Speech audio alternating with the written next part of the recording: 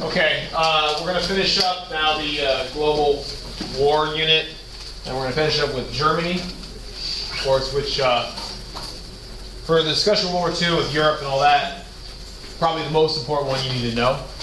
Okay, and as I mentioned yesterday, a lot of overlap with some of the stuff we talked about with Italy, as well as Japan. There's some overlap too. So I'm not going to go into a lot of that because we've already covered it, but just make sure you're aware that there's a lot of things where they do coincide certain events. All right, so the first thing we're going to talk about, if we're talking about Germany, we're looking at the lead up to World War II. Of course, we have to look at the conclusion of World War I. All right, and of course, Treaty of Versailles, which we talked about at great length, so you should already be very familiar with this. So this is just review. But the most important thing to remember is, what we talked about is how Versailles was an extremely punitive treaty. And this map, for example, is showing you a lot of the land lost as a result of World War I, which, of course, that's not everything that's in the Versailles Treaty. I mean, there's more to it besides the land that was lost, but that was a major component, of course. One of the things that made the Germans most angry. But here are some of the details that you might recall. It's not everything, there's a lot there. So, talking about how punitive Versailles is.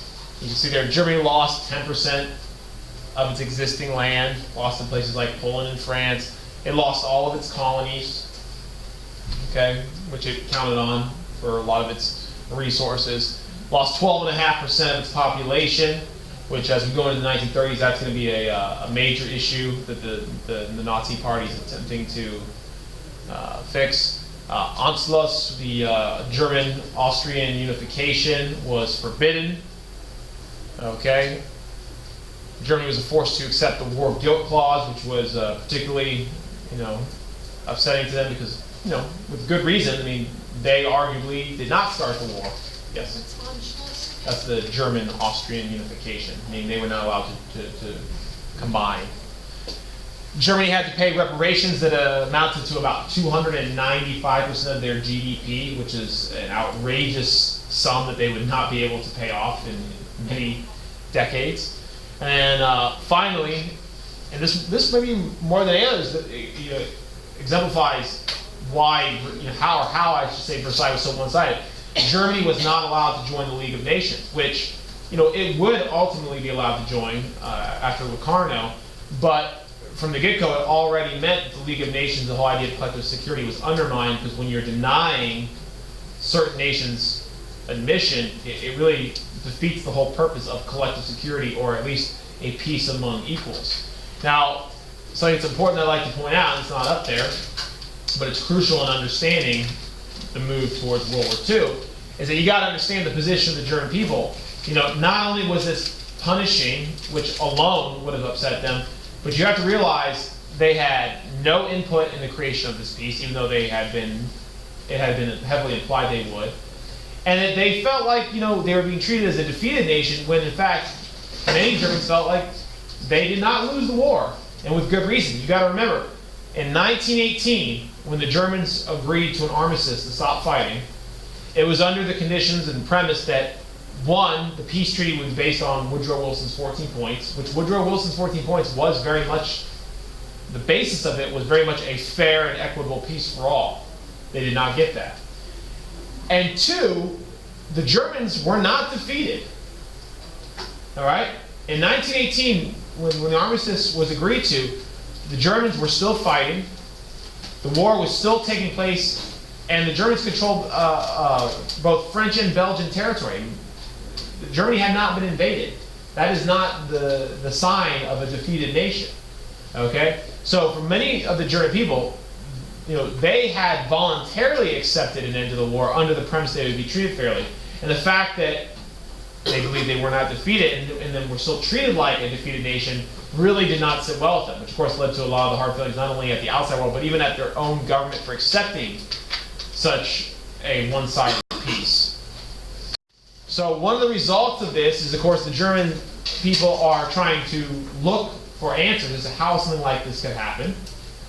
And out of this comes this myth that the German people create, known as the stab in the back myth, in which they explain the defeat and their loss in World War I not as a failure of their own military, because they believe they had been winning the war prior to the armistice, but rather they had been betrayed by their own leaders who had signed not only the armistice but the Treaty of Versailles, the so-called November criminals, as they referred to them, but also by groups within Germany who had undermined the war effort by either not doing their part or by actively trying to oppose the war effort from within. Okay, and groups that were targeted specifically were Jews. Okay, anti-Semitism was already rampant in Europe, so it's not surprising that the Jews were blamed. But also other groups, like socialists and communists that lived within Germany, who were also seen as being undermining to the war effort. Now, there is no real evidence to support any of these claims. I mean, you could argue that their politicians did play an active role in what happened. That's true. But the idea that Jews or communists had played an instrumental role in bringing down Germany and helping them to lose the war is completely fiction. There's no truth to it. In fact, there were thousands and thousands of German Jews who served within the German military and served honorably. Okay, but despite that, they were singled out. And of course, these hard feelings are going to lead to some of the problems and conditions that will lead to the rise of the Nazi Party. Now, in addition to that, we also had during the 1920s, following Versailles, we also saw several events that also contributed to hostile feelings within Germany, but also exacerbated the existing economic problems that were caused by Versailles. In 1923, we get the Ruhr crisis, and the reason why I'm going to specifically focus on this one is because this one was kind of an event that eventually caused the Nazis to really make their first attempt at seizing power. Okay, and of course it left a lot of Germans very upset because it was an event that really took advantage of Germany. So in 1923, what happened was the Germans were unable to keep up with their reparations payments. Okay, they defaulted, which means they missed a payment to France. Now France could have accepted this and said, well, we'll get the money eventually. But France was not in a forgiving mood, okay, as they were at Versailles. So in 1923, in response to the Germans missing payments, the French sent troops into the Ruhr Valley region of Germany, which was an industrial region that was particularly rich with industrial resources like coal. The purpose of the occupation by the French was not only to punish the Germans, but also to extract resources to compensate them for the loss of reparations payments. Okay? So this was an unsanctioned military occupation. The League did not condone this. The French basically just did this on their own. Okay? Now, of course, the Germans were angry. I mean, they were being occupied by a foreign military force. In response to the Ruhr crisis, the German people, the German government, ordered the German citizens to engage in peaceful non-cooperation. And the biggest example of this was a strike. German workers were told to go on strike and not work because they did not want the workers assisting the French in extracting the money and resources from the region. And this was actually a very effective method because the French were unable to effectively get the resources. The occupation ended up costing the French more than they gained from it, so it actually backfired for the French and actually caused a lot of the world to turn against the French as opposed to the Germans. Yes. Wait, who told the workers to go on? The German government. Yes. Why didn't the League do anything? Well, the same reason why the League didn't do anything in a lot of these cases is when you talk about the League and the true power behind the League, remember in the Council, France was a member. So even if the League had actively tried to sanction France, which it probably wouldn't have given France's prominent role in the League, France could have really vetoed that. So the League was really powerless to do something here, which just goes to show you how weak the League was in the first place when it came to dealing with major powers. Now, the whole strike thing worked well at hurting the French, but it also hurt the Germans. Okay? Because one of the things that happened as a result was the German people, when they're not working, they're not getting paid, obviously. But in order to compensate them, the German government continued to pay them, and they did so by simply printing more money. Okay? Now, this combined with the already weak German economy caused by Versailles led to all kinds of economic problems, the most significant of which was the development of hyperinflation in Germany. So hyperinflation is just an extreme form of inflation. Inflation, of course, I'm sure you already know, inflation is where money loses its value because there is too much money in supply or too much money in circulation. Okay? And inflation is very common. It happens. We try to control it, but it just happens. The hyperinflation, like I said, very extreme version. And as a result of hyperinflation, German money, okay, became severely devalued to the point where you couldn't even buy basic items with reasonable amounts of money. It took just massive sums of money because the value of the money was so low. This was a major problem. So when you see, like, for example, this picture on the right, the guy's wallpapering his house with German money because it shows just how worthless the money was. Okay, or when people, like, for example, would go to the bank to cash a check or something like that, they would come out with wheelbarrows full of cash, and it would look like a lot of money, but because the money was so devalued, it really wasn't. It would take large sums of money to buy a simple item. Okay, so this really hurt the German economy overall, even though the defiance of the French was effective in bringing the work crisis to an end. Yeah. Let's say 1 trillion paper marks equal to 1 gold, Yeah, that would be, let's see, a trillion, yeah. Which, like I said, I mean, it's one of the worst examples of hyperinflation we have in modern history. Now, this didn't happen simply because of the work crisis. The work crisis is what really exacerbated it. You have to remember, overall, there were a lot of economic issues underlying the weak German economy. Now, why am I mentioning the work crisis? Why am I mentioning this? What does this have to do with what we're looking at? So, it is within the context of all these economic problems that we are going to see the rise and development of extremist groups. Okay? And of course, the most notable for Germany, what we're going to be talking about, of course, is the rise of the Nazis. Okay, the Nazi Party. Now, the Nazi Party emerged in the early 1920s, largely as an anti-Versailles party. Over the years, its kind of ideology or its platform developed, but really at its beginnings, the Nazi Party was largely made up of people who were opposed to the Treaty of Versailles and were looking to revise Versailles to basically restore Germany back to the position it was prior to World War I. Okay, so when we look at the Nazis and Nazism, okay, these are some of the principles that the Nazi Party stood for. And of course, the Nazi Party was a fascist party, okay, like what we had in Italy.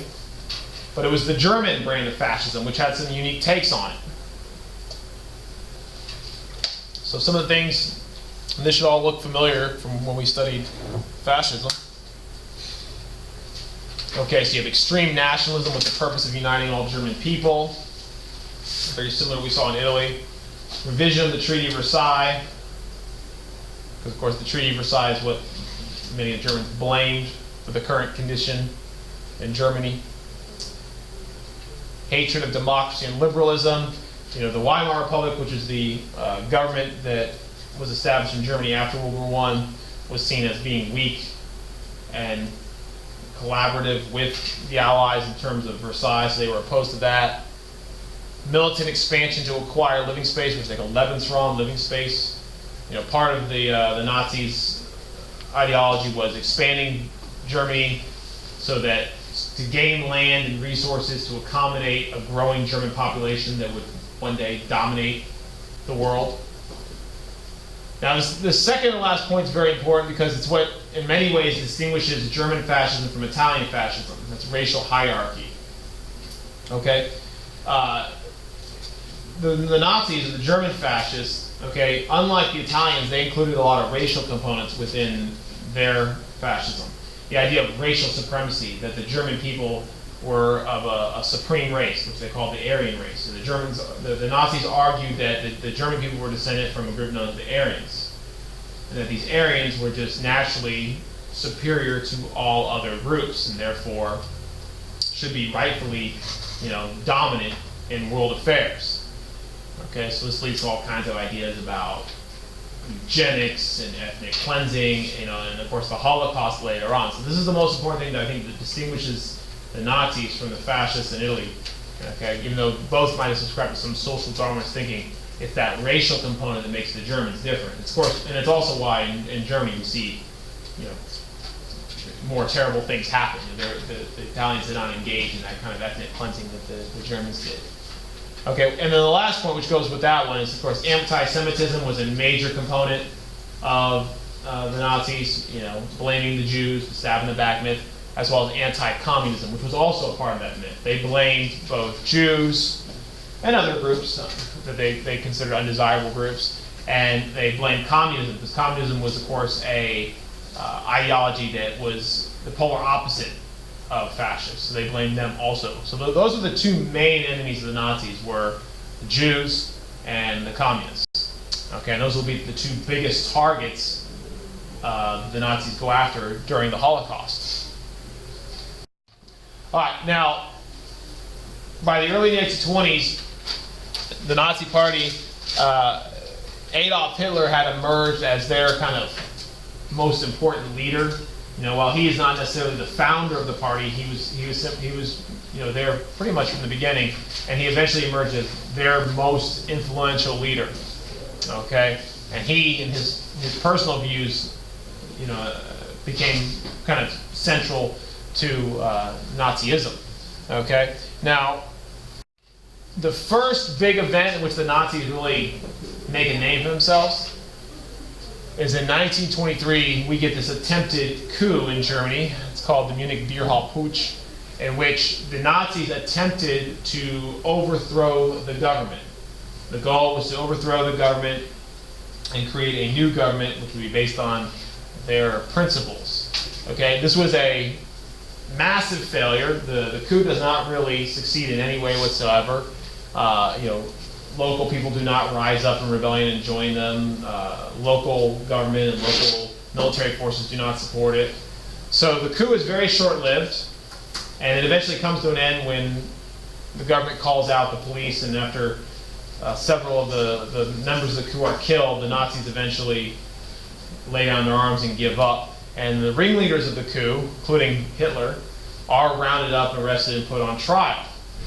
Okay, so the very first attempt by Hitler and the Nazis to take power was done illegally through this attempted coup, and it's a failure. And as a result, Hitler is convicted and he is sentenced to prison. Okay, he's given a very light sentence. He's supposed to serve 5 years, but he only ends up serving about 1. Okay, the German government was in a fairly forgiving mood, partly because they were probably trying to kind of alleviate some of the tensions between these more extremist and radical groups that were active like the Nazis. Now, it's in prison that Hitler does a couple things. One is he writes his book, Mein Kampf, which is My Struggle, and in his book he kind of lays out the tenets of Nazism, what will become the modern Nazi Party, and what they stand for. He addresses things like German nationalism and racial supremacy, but most importantly, he talks about even what will become foreign policy, which is the idea of German expansion, German living space, acquiring new territory for the German people. So this is, looking at Mein Kampf is pretty important for historians, because it gives us a lot of insight into what Hitler was thinking and what he was all about. Okay, so that's one thing. Now, the other thing that Hitler realizes while in prison is that he realizes if the Nazis are ever going to gain control over Germany, they're not going to probably be able to do it by force. That it's probably best to do it within the legal means of the political system. So following his stint in prison, writing Mein Kampf, Hitler comes out of prison, and he now really becomes a more kind of run-of-the-mill politician. The Nazis become more of a political party. Okay, and they're trying to change Germany from within the existing political system. Now, throughout the rest of the 1920s, the Nazis don't make a whole lot of noise, and they don't win a whole lot of elections. Okay, the German parliament, which is known as the Reichstag, okay, the Nazis never got any significant positions there throughout most of the 1920s. But then, as you see from this chart here, around 1929, that all changes. In 1929, of course, the Great Depression hits. And it hits Germany harder than most anywhere else in the world. So as unemployment increases, as you see here, as unemployment goes up, we see also coinciding that is a dramatic increase in the number of votes and chairs that the Nazis are winning within the German parliament. All right, that's very important to understand. Because what it shows is that the Nazis took advantage of the economic system or economic situation in Germany, and they exploited it.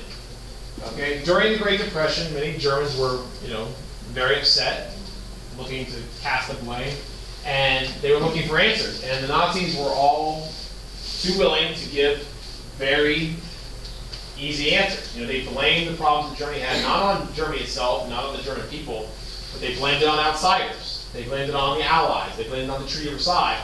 And in some cases, they blamed it internally on groups that were easy scapegoats, Jews and communists. Okay? So by giving the Germans these enemies, these people to blame, they managed to rally support, and they also said they had answers. They said, well, we can solve the problem in Germany.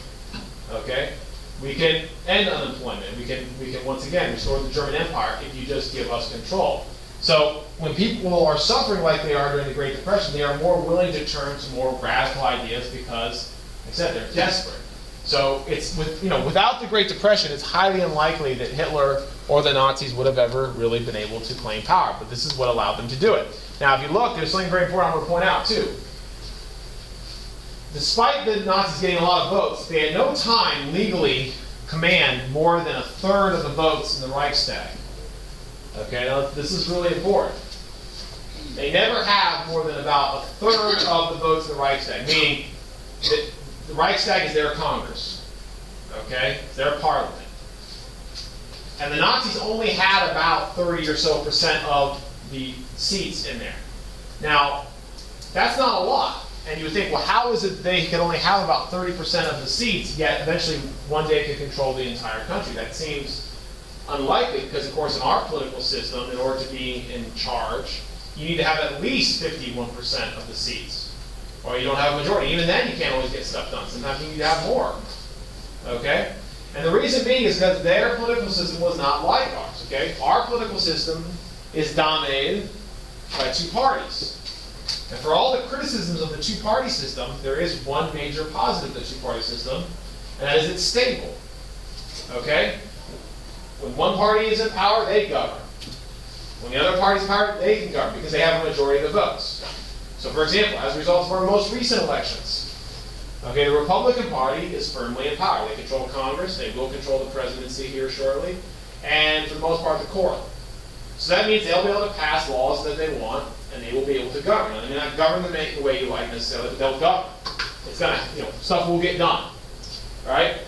Germany did not have that because when the Weimar Republic was started after World War I, the Germans did not have a lot of experience with democracy. Okay? So the democracy they got is what we call a coalition government. A coalition government is a government in which there are factions, usually more than two, obviously. And these factions all battle out for power. Now, because we have like 5 or 6 political parties in power, 4 or whatever, no one usually has more than half of the votes. So how do you get stuff done? You got to collaborate. Yeah. So the coalition government is like a whole bunch of different parties fighting. Right. And what they do is they have to work. Some of them have to join forces together if they ever want to get anything passed. Okay. Now, the weakness of a coalition government is sometimes it's hard to get anything done. That's the weakness because you got to get enough votes, and the chances are no party's ever going to have more than 50% of the votes to get stuff done. They can be blocked. Okay? In a coalition government, having a third of the seats can make you the majority. Okay? Now, does it automatically mean that 30% can pass laws? No. But it means a much smaller group, which can be a fanatical group, because people are normally not fanatical. They're usually in the middle. Most people are moderate. It's very rarely you find people who are in the extreme. But the fanatics, like the Nazis, they could command a lot of respect and a lot of influence in a coalition government like we have with the Weimar Republic. And that is how, eventually, 30% of the elected seats will eventually become the dominant and sole party of the country. All right. Now, the key to understanding all this is in 1933, Hitler becomes Chancellor of Germany. Now, up to this point, Hitler had been mostly working behind the scenes. He was the most vocal, influential member of the Nazi Party. Okay. However, he was mostly unofficial, behind the scenes, speaking out and guiding the party, almost like a party chairman, but not as an elected official. Okay. But in 1933, the president of Germany, President Hindenburg, wanted to use Hitler and the Nazis to help govern. So what he decided to do was to appoint Hitler chancellor. Okay? Now, why would he do this? Well, the Nazis were one of the largest groups in the Reichstag, and he hoped to be able to use them to put together a coalition government that could actually get stuff done. And he thought by giving Hitler an official position in government, by making him chancellor, he could utilize Hitler, control him, okay, so that he wasn't this guy who was out of control behind the scenes as an unelected official, just doing whatever. And he could bring the Nazis into the political process and they could actually govern. He did not anticipate that Hitler would then use his position to eventually consolidate power and eventually control everything. Okay? So in 1933, President Hindenburg appoints Hitler chancellor with the hopes of using the Nazis and Hitler to help him govern. All right? But that is not going to be the case, because this does is now it gives Hitler an official, position, and now his words carry more weight and he has more influence. And he almost immediately begins the process of accumulating power and eliminating rivals. All right, so what were his goals?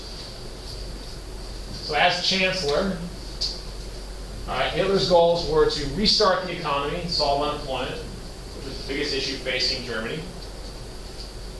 And he wanted to do this through massive spending in public works programs, which was nothing unusual. Of course, the United States was doing the exact same thing at the time. Remember, this is the 1930s. We were in the midst of the New Deal, which was a massive public works spending program.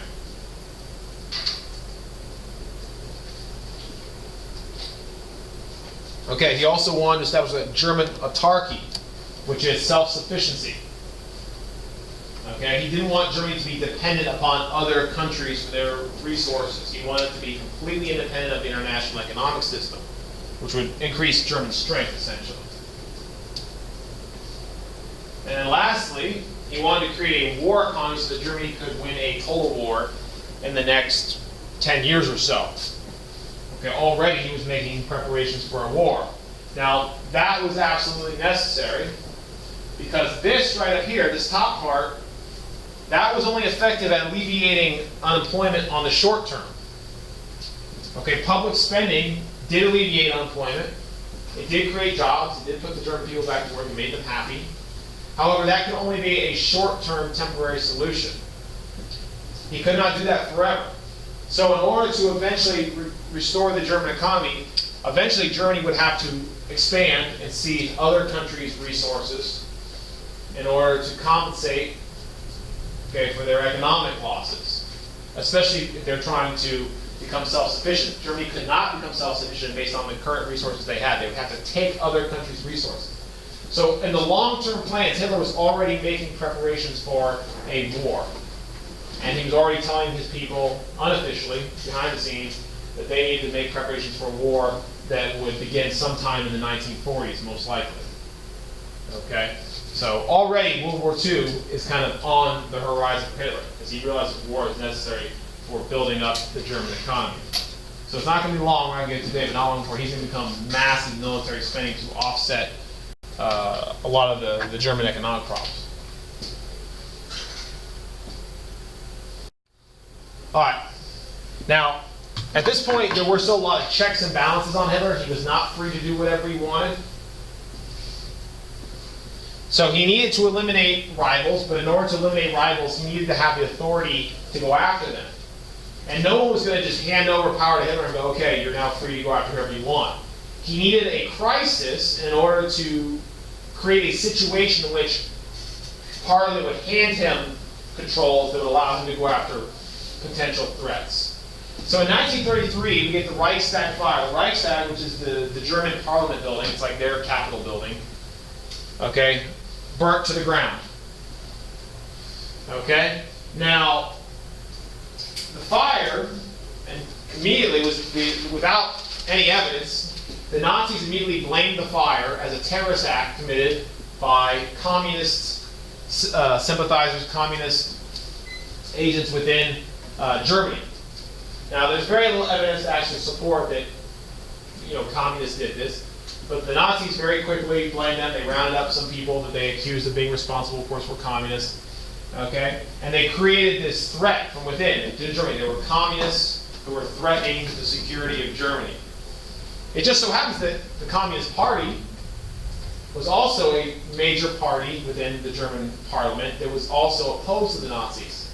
So just so happened that the people the Nazis were blaming for fire also, there was a party that was opposed to the Nazis' ideas. Okay? So in response to the Reichstag fire, Hitler demanded that Parliament pass laws, or a law that would give basically emergency powers to him and the German government to go after the people who've done this and basically to protect them. Okay? So Parliament passes something called the Reichstag Fire Decree.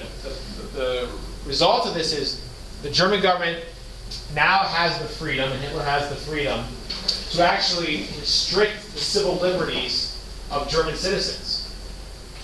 Okay? This gives the government the authority to actually, take away rights from certain people. And using this power, they went after leftists and communists and things like that, who just so happened to be people who would have been most likely to oppose the Nazis' political goals. So this is probably not a coincidence. Okay? In fact, it's highly likely, and historians still. Sarah. Just investigator Adams. Okay, close your computer. I'm taking Close your notes. computer. Close. Thank you. I don't want to interrupt you. So it's highly likely that the Nazis may have started the fire themselves to create a crisis which would then give them these kind of emergency powers. Can't say for sure, but it's highly suspected because it did work. And of course, they immediately, using these powers, began to go after people who would have been opposed to the Nazi agenda. All right. Now, even more troubling than that, as bad as that is, this is really the worst. Okay. In this crisis mode and in this atmosphere where there's this perceived threat from within, Hitler also manages to get the parliament to pass what's called the Enabling Act. Now, the Enabling Act would give Hitler basically the authority to wield the powers of parliament without their consent. In other words, he would now himself, as an individual, have the power to both create and enact law, which would mean there would be no checks and balances on Hitler whatsoever. He would essentially have all the control. Now, the question becomes, why would Parliament do this? Why would Parliament, which is not entirely made up of Nazis, why would they give Hitler this power? Well, they wouldn't. But this law was able to be passed because the Nazis were now in a position of power using the Reichstag Fire Decree and also using violence and intimidation. They managed to suppress or eliminate outright votes that would have opposed it. Okay, Hitler had his people, his fanatical followers, go out and use violence and intimidation to actually suppress votes, actually to harass elected officials who would have opposed him. And by doing this, the Nazis managed to command a lot more power than their 30-some% of the elected seats would do. So as a result of the Enabling Act, which did pass through Parliament, it basically, Parliament pretty much nullified themselves.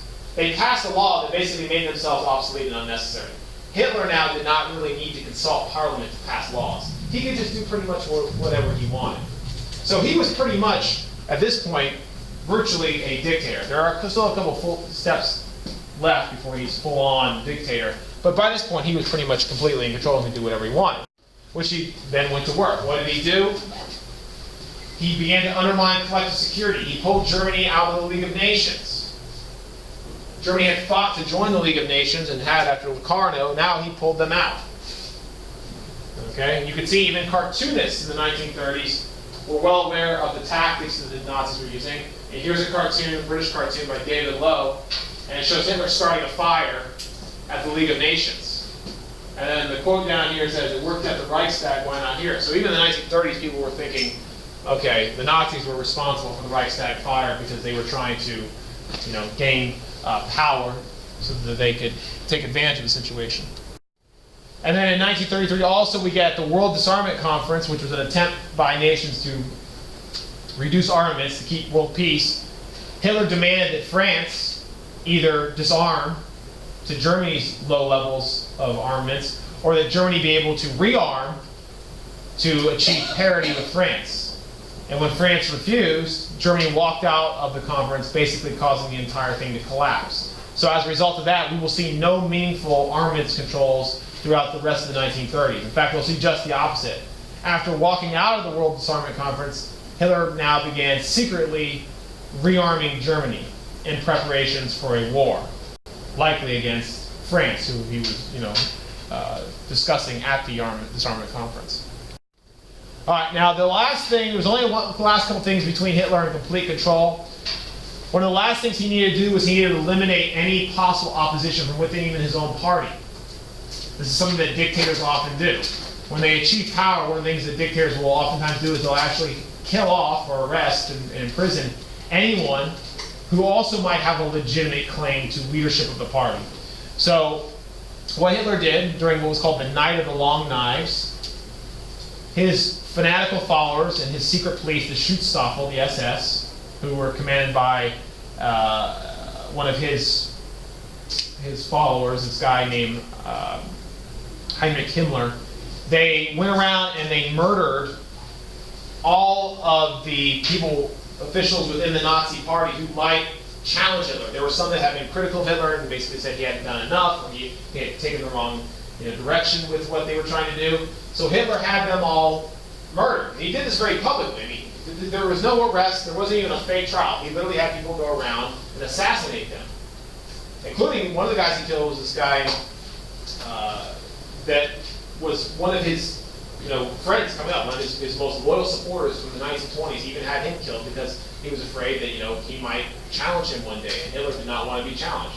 So he had all his potential threats and rivals within his own party killed off. And then he publicly gave a speech in which he acknowledged it. He straight up told German people, look, we did this because we had to clear away these people. He said they were like a cancer. And we had to kill them in order to make way for the future of Germany. And the German people backed him. And even those who might have been opposed to him at this point were not in a position where they could speak out, so they did not. Because by this point, Hitler was no longer someone you could disagree with. I mean, he had solidified his position. Okay, clearly this was the moment. And the final thing was in 1934, President Hindenburg died. And when President Hindenburg died, even though Hindenburg at this point had become largely symbolic, but when Hindenburg died, Hitler announced that there would be no need to replace him. That Hitler simply would absorb the role of presidency, and he would be both president and chancellor at the same time. So, as a result of this, Hitler declared himself the Führer, leader of Germany, sole leader, and he now will have complete control. He will become a complete dictator over Germany. So this is kind of the final step in Hitler's gaining power. And of course, it's after 1934. Now that Hitler's completely in power, and there's no question, no challenges to him, he was now free to begin carrying out a campaign to achieve the Nazi goal. So that's why it's after 1934 that we start to see Germany really begin to ramp up its efforts at expansion.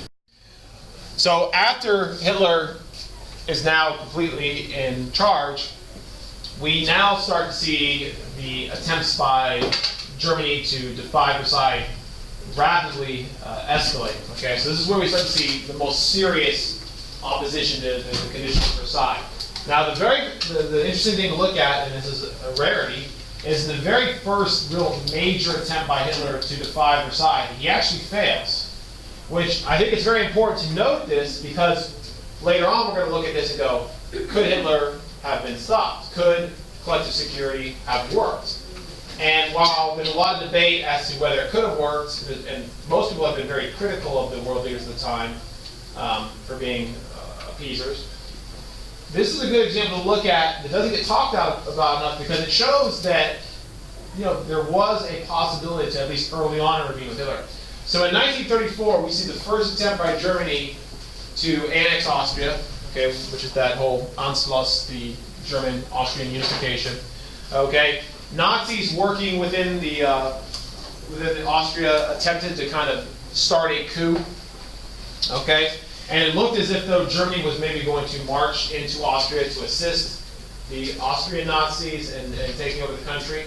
However, what blocked this is that Mussolini in Italy at the time, okay, this is 1934, so that's very important to note, they actually prevented Anschluss because Mussolini threatened to militarily intervene if Germany had attempted to use force to help the Nazis seize control. So in the very first attempt at Anschluss, Hitler was denied, and he was denied by a fellow fascist country in Italy. All right. So in a very short period of time, 2 years, in a very short period of time of 2 years, we're going to see Italy go from being one of the #1 obstacles to Hitler to being his closest ally in Europe. So that's something we want to keep note of. But of course, the other important thing I mentioned already is Hitler did respond to the threat of force in this case. Now, the fact of the matter is, in 1934, Germany was not in a position of power to actually challenge force with its own aggression. So that is something key we have to look at as well when we get critical later.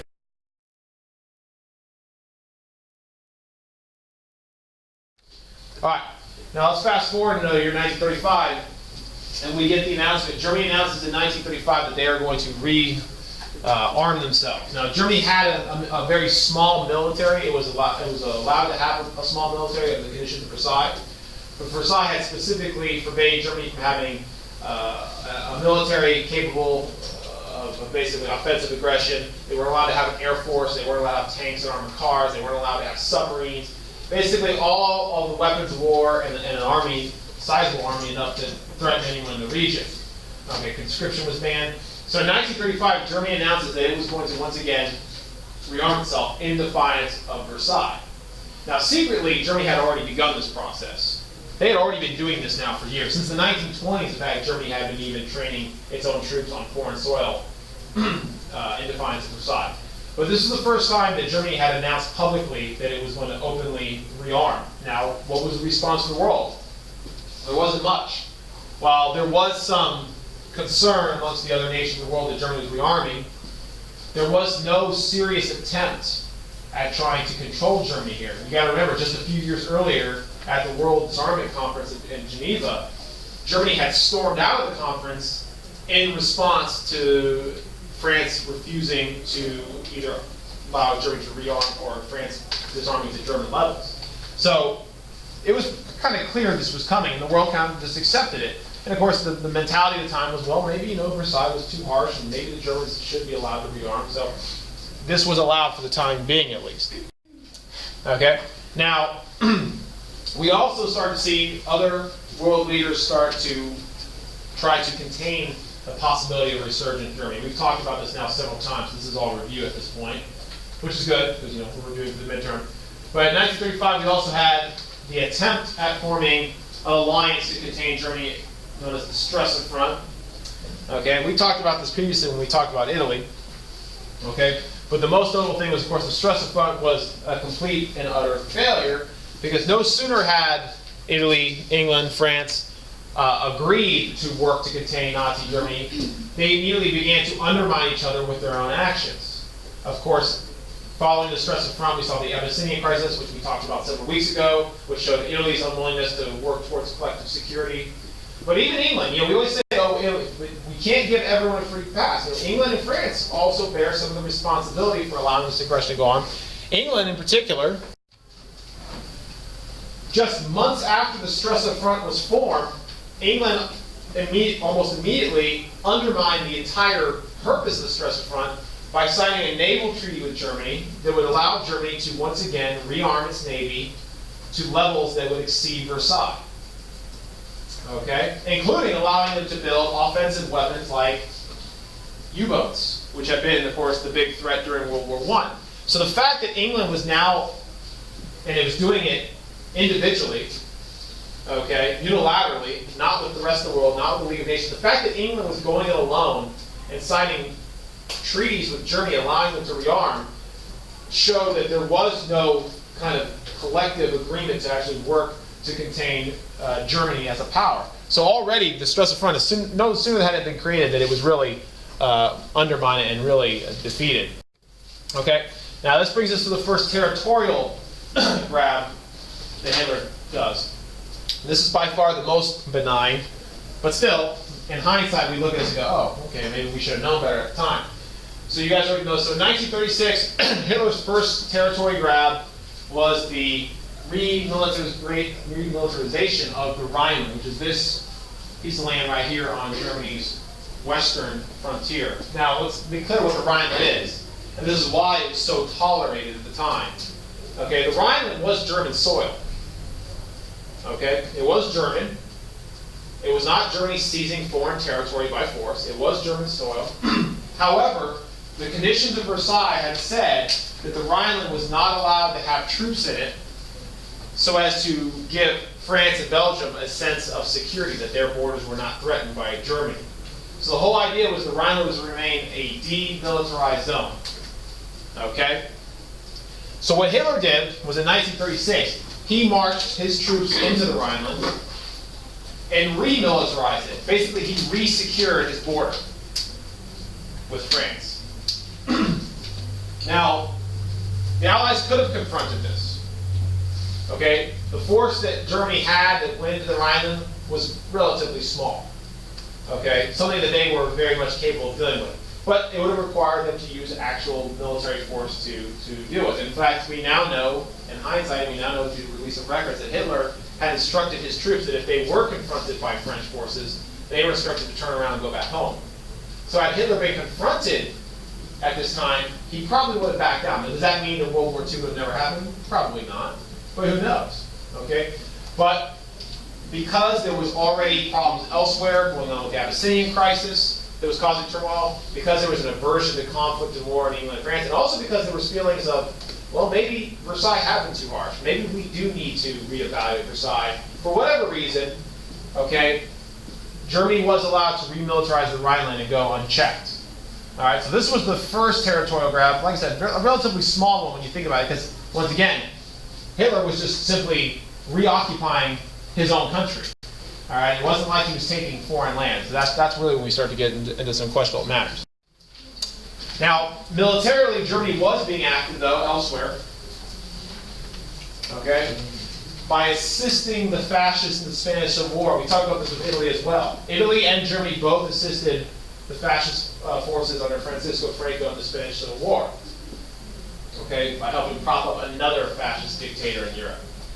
Now, what is the relevance of this to the rest of what's going on in Europe, the move towards global war? Well, a lot of people would argue that this signified, Germany's willingness to use force to promote fascist ideology, which I think is pretty fair. And the other thing that we look at is what Hitler was doing here was his forces were getting valuable battle experience that they're going to later use in World War II. Probably the most notable example was Hitler's Air Force, the Luftwaffe, which was newly reconstituted. It wasn't even supposed to have an Air Force, just years earlier. Okay, practiced using total war tactics, such as the bombing of civilian centers. Okay, the most infamous example is when the German Condor Legion bombed the Spanish town of Guernica, killing hundreds.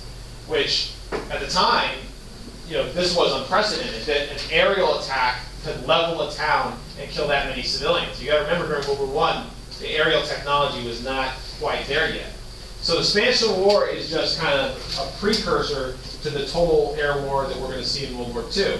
And a lot of the tactics that the Germans worked out in the Spanish Civil War, we're going to see actually employed during the Blitzkrieg. Okay? So we're getting a little taste of what World War II is going to look like on a very small scale. Now I will say this about this. German involvement in the Spanish Civil War was limited when compared to Italian involvement. Italian involvement was actually much more involved. Mr. Moore. Hey, good. Okay, let me come get him. Okay, cool. I'll be right there. Yeah. Okay. So the other thing that we talked about and we already did this once. We talked about the Spanish Civil War. The other thing the Spanish Civil War did was it helped also forge the bond between Germany and Italy in terms of them both being fascist powers. Okay? So you look here, we get the Rome-Berlin Axis created in 1936. Mussolini and Hitler are now growing closer together, whereas just a few years earlier, Mussolini had blocked Hitler in Austria. Now they are identified that they have common aims. As the two dominant fascist powers in the world, they are going to work together. Now, this is not a military alliance. This is not a military alliance. Okay, it's simply an agreement that they are going to work together to promote their aims. And what it is the beginning of them trying to work collectively together that will eventually lead to a military alliance. Okay, and of course later on we also know that Japan is going to join the Axis, and of course the Axis powers will become the forces that the Allies faced during World War II. But you already know that. All right. Now speaking of Japan, now Japan was not a member of the Axis Pact yet, but it's moving that direction because in 1936 we also get the Anti-Commintern Pact. So what Germany's doing here is they're setting up alliances, okay, for strategic reasons. With Italy, they are securing their west. Through the Anti-Commintern Pact, Germany and Japan now also set up a military alliance in which either of them is attacked by a communist force, Anti-Communist International Pact, that's what it stands for, such as the Soviet Union. Okay, they will come to each other's mutual aid. Okay. Now, why does Germany do that? What Germany is doing is, one, like I said, with Italy, they are securing their western front.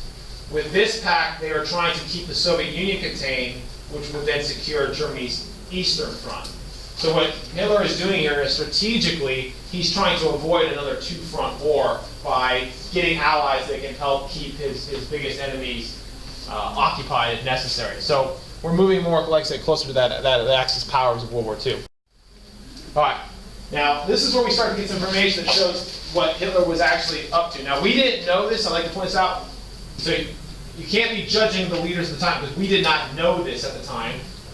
Okay? A lot of the information that we're talking about now, like this, is stuff that's only come out since World War II ended and we had gained access to German documents. Okay? But we do know as early as 1936, Hitler instructed some of his top officials, including the head of his Air Force, Hermann Goering, this guy here, who is going to be one of the top leaders in the Nazi Party, okay? He instructed them to begin making economic preparations for a total war that Germany should be prepared to fight and win within 4 years. This is known as the 4-year plan, okay? And he issued it in 1936, okay? He was prepared to fight and win a total war by 1936. All right, so this gives us a little insight into what Hitler's overall plan would be. But we now know that he was already planning for a general war to expand east, seize living space, defeat the French, okay, and ultimately also deal with the British. So this is kind of giving us a little insight. And in addition, we also have in 1937 the Hossbach Memorandum, which you read about last week, which also shows us some insight. This was also another secret meeting Hitler had with some of his top staff members, mostly military officials, in which he laid out his plans for a war of aggression in the east to seize more Lebensraum living space, okay, from groups that he deemed inferior. Okay, so he was already, of course, he even instructed his generals to look at Poland and even beyond into the Soviet Union as early as 1937. And this meeting, like I said, the only reason we know about this meeting is because one of his aides recorded the minutes of the meeting. And again, this document was later revealed and showed us already by the mid-1930s they were already making plans for a general war. So we have a pretty good idea that Hitler intended it and even wanted a war. It was part of his fascist ideology, and he knew that war was absolutely necessary to achieve the resources necessary to create this greater Germany that he was looking to create. Okay, now by 1930, now we're starting to get into some really serious stuff as we move towards war, and things ramp up pretty fast. Okay. The single biggest event that had happened to this point now was in 1938. We see actually Austrian onslaught achieved. Okay, Hitler used the same kind of claim that he used many times before. His argument was that Germany, being the predominant German state, should encompass all people of Germanic descent, including Austria. Okay, and he began making demands that Germany be able to annex Austria. And he also began making claims that the Nazi party there was being oppressed and there was non-democratic principles being used, and that Germany was necessary to go in and ensure the legitimacy of elections, things like that. Now, if Hitler took Austria, this would be the first time he was actually moving on and seizing a foreign country. Okay, so this was a big deal. This wasn't like him remilitarizing the Rhineland. That's a whole different story. This is another country. Now, the only thing that made this more acceptable to the Western powers was the fact that many Austrians did favor unification with Germany. All right? So when Hitler did move on Austria and he did invade Austria, this was not a war. He did not invade by force and seize control. Okay, the government realized that it was over. They basically abdicated and turned over control to the Nazis. And then Hitler quickly held a vote, a referendum, as to whether Nazi occupation was supported by the people. And overwhelmingly, the majority of the people said yes, they favored unification with Nazi Germany. Now, were the results of that probably all legitimate? Possibly not. You know, of course, being occupied by a foreign military force would probably have some kind of impact on your election.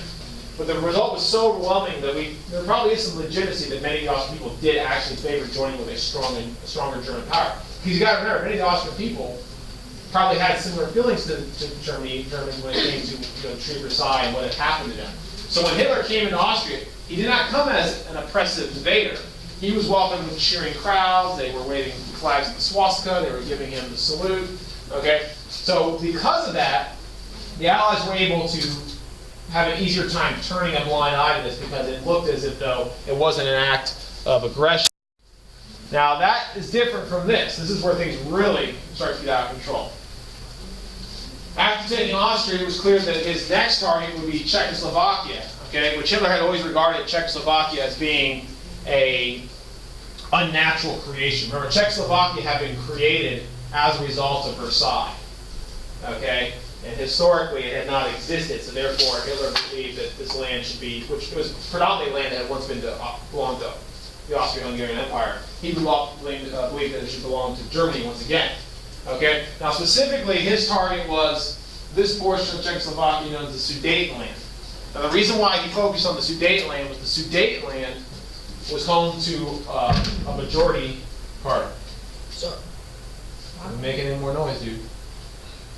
Okay, the Sudetenland was home to predominantly German people. Okay? So Hitler argued that due to self-determination, to take a term for 14 points, that this territory should be under the control of Germany. That by rights it should have been given to Germany in the first place. Okay? His argument was that German people in the Sudetenland were being mistreated by the majority people there, that he needed to protect these German people from being mistreated as a minority group. Okay? Now this time, Hitler did face opposition. In response to this, Czechoslovakia called upon its allies, which its closest ally was France. And France and Britain stepped in and now said, we will guarantee your sovereignty, meaning that if Hitler made an act against Czechoslovakia, it would now be met with war. He would have to face Czechoslovakia, France, and Britain. Okay?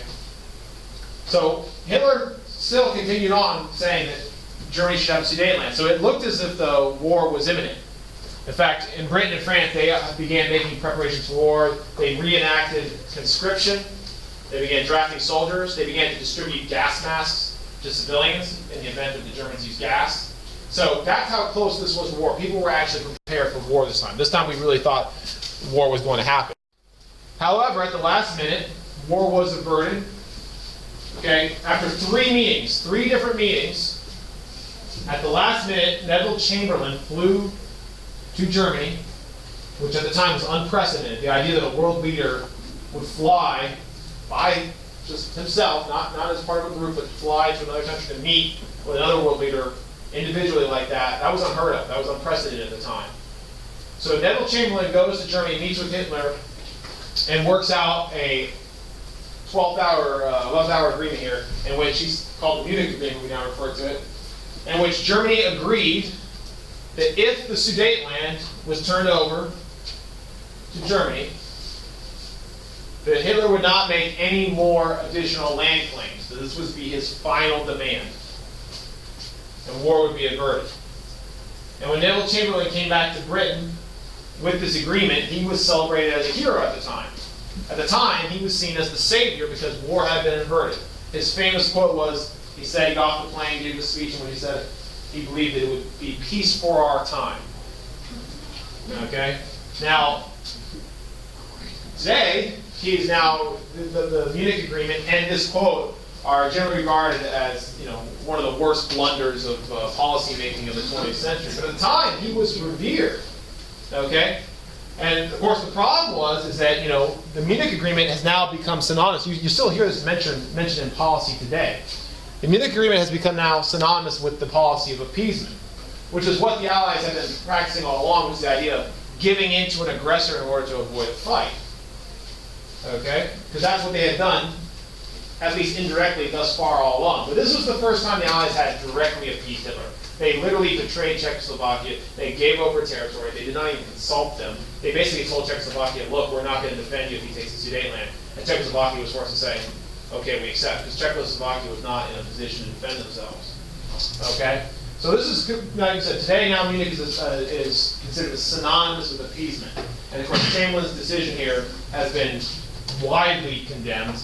At the time, the loudest criticism was from Winston Churchill, who would succeed him as Prime Minister a few years later. But anyways, in hindsight, it's easy to say that. But at the time, many believed this was the best course of action, because no one wanted a war.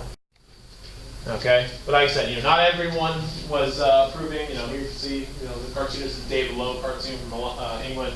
There he is critical of appeasement, and there's Hitler walking on the backs of the spineless leaders of democracy. That's how he chose to depict the world leaders. And of course, there is a question of had the Allies confronted Hitler at this point, would there have been war?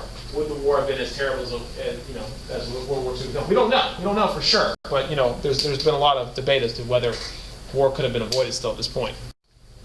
And of course, what made it, like I said, such a disaster was, shortly thereafter, after taking the Sudetenland, Hitler now began making demands of the rest of Czechoslovakia, which he then went on to take in 1939.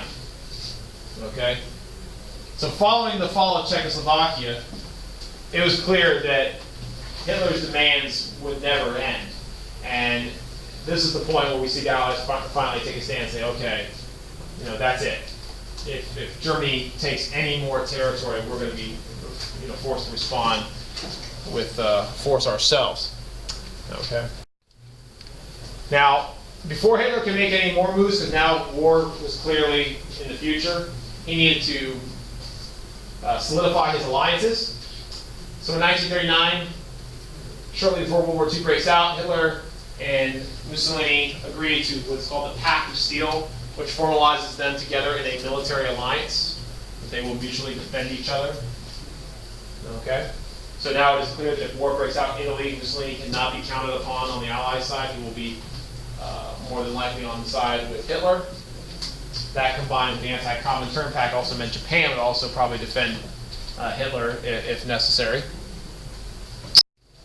Now there was one last thing working in the Allies' favor, and that was that it would be unlikely that Hitler would take an aggressive act against Poland, which was his next target, which he was already making rumblings about, claiming that Poland had divided Germany, that it was an artificial creation of the League, all this stuff.